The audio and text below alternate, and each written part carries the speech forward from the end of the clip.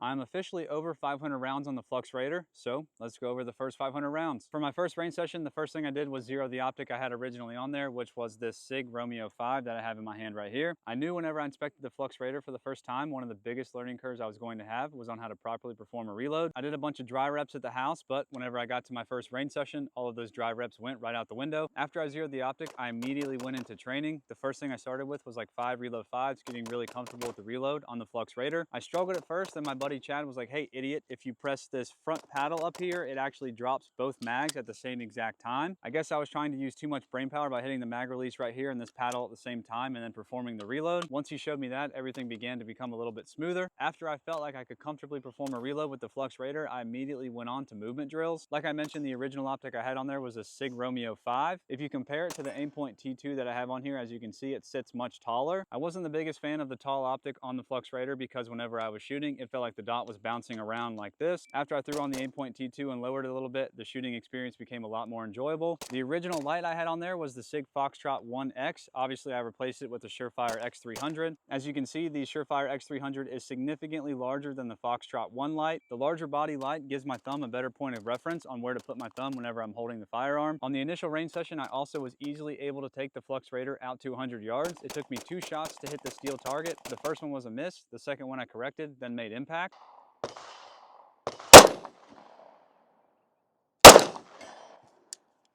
Nice. When it comes to the trigger on the Flux Raider, there was a little bit of a learning curve for me. When it comes to the first 3 or 4 reps on those 5 reload 5s, I did get trigger freeze. After I got used to the trigger, I was good to go. There was no issues after that. After the initial range session, I went ahead and changed out the optic and the flashlight because I wasn't the biggest fan of either one of those on the Flux Raider. Outside of that, there's been no other complaints I've had with the Flux Raider. In the 550 rounds I've put on the Flux Raider, I've had 1 light primer strike. Oh, malfunction, gosh dang it. Let's see what it was, hang on.